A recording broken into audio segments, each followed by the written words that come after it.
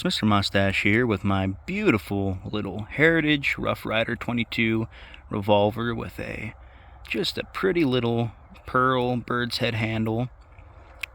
I just want to do a quick video on this little beauty, shoot it a little bit, talk about some of the ups and downs for it. Had this gun for about 4 years now and she hasn't failed me yet, so let's get her loaded up and do some shooting. When I initially bought this pistol, I bought it as a snake gun. I'd been working up on a ranch up in the mountains and had been having some issues with snakes, and I really just wanted something to carry while fixing fence or moving pipe. And so I went in town to my local Murdoch's feed store, and luckily enough they actually had a sale on Heritage 22s for $99. So I picked this puppy up for less than $100. Now reloading wise, I've already reloaded it because it's really hard to film and reload at the same time. It just reloads through a loading gate like most single action revolvers do. It has a thumb safety right here. Unlike a lot of revolvers, I kind of like it, especially when I'm shooting with little kids. It's just something nice to have.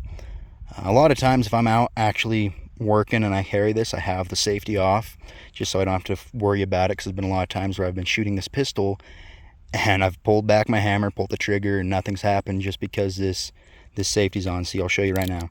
Safety's on, hammer's back, pull the trigger, nothing. So let's shoot this puppy. Downrange we have Mr. Turkey, and we're gonna let him know we mean business.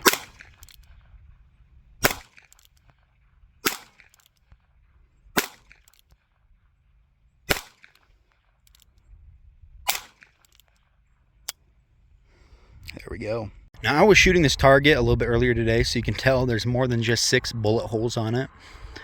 But as far as I can tell, what I just hit now was right over here on the hat, so it might not have killed him, but sure did scare him. And this was from about 40 or 50 feet away. I'm not that good of a shot, so I think for me that's pretty good to the 22 with a 4 3/4 inch barrel. I've been able to hit targets from about 60 feet away, but you know, you start getting further and further out there, and with that short barrel it gets a lot harder. This old boy right here, he thinks so. He's scared of loud noises, so I'm kind of surprised he's out here with me today. He might be starting to man up. Guess we'll find out. I want to talk about reliability for a moment. Now, I've carried this pistol a lot before. I've shot it a lot, and really the only issues I've had with it reliability wise have been when it's been dropped, or I've, you know, had to go through mud or something like that and got a bit of dirt inside of it. I've had to take out the cylinder a few times and just clean out kind of the arm that spins it around and put things back together. It does not like dirt very much. It'll have issues with that. Sometimes it'll have issues where the 22 round will get stuck and it will stop it from spinning. So I mean, it's a 22. I wouldn't suggest it for self-defense really ever, unless it's what you had and you had nothing else you had to use. But as far as reliability goes, you know, it's pretty good, but it could be better. I definitely wouldn't use this for self-defense. As much as I like this gun, I would only use it if I absolutely had to. As far as shootability goes, there's basically no kick to this pistol, as it is just a 22 long rifle. Maybe if you are a small child, there's some, but my mother, she doesn't like to shoot guns very much, and this is the pistol that she loves to shoot. She loves to shoot a Heritage 22. So if you're someone who is scared of shooting a gun with a lot of kick, this might be the pistol for you. Loudness, it's louder than a regular 22 because it's got that short little barrel there. You might want to be wearing some hearing protection. I am almost to the point where I am deaf, so I really don't worry about it too much for this pistol. When I'm shooting larger guns, I usually do, but as far as it goes for this pistol, I'm really not too worried about it. Durability wise, you can see here I've got some wear and tear in a couple places on this pistol. Like I said, this was my ranch gun for a long time. I carried it all over the place. It shot a lot of ground squirrels and a couple of snakes.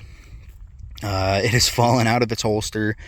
It has been drugged through sagebrush. It has fallen off of four-wheelers. You know, it's been hundreds of miles on horseback, but it's still in pretty dang good condition. I've never had to change or replace anything on this pistol. I've had to replace things on my larger caliber pistols before, but never this one. And this one I've put hundreds and hundreds of rounds through. Never had to change anything. I only clean it about once a month, if that, depending on how much I shoot it. So durability wise, this pistol is a 10 out of 10. I love this little sucker. I know a lot of people who have them just because of how cheap they are. My wife has one. My brother has one. My brother-in-law's, pretty much all my brother-in-laws have one. My father-in-law, my mother-in-law, my mother all have this pistol. They love it. It's just a good little gun to have in your pickup, on your four-wheeler, in your RZR, wherever. If you want a pistol that's not going to have much kick, that's just something you can throw around and shoot squirrels with, this is the pistol for you. So, in summary, the Heritage Rough Rider 22 revolver is a heck of a lot of fun. You know, it's a pretty cheap pistol. I bought mine for $99, and you can find them if you're retailing for $120 to $130, somewhere in there. It's pretty dang reliable, pretty accurate for the most part, and pretty durable as far as I can tell so far. I would recommend this pistol to anyone that's trying to get into shooting.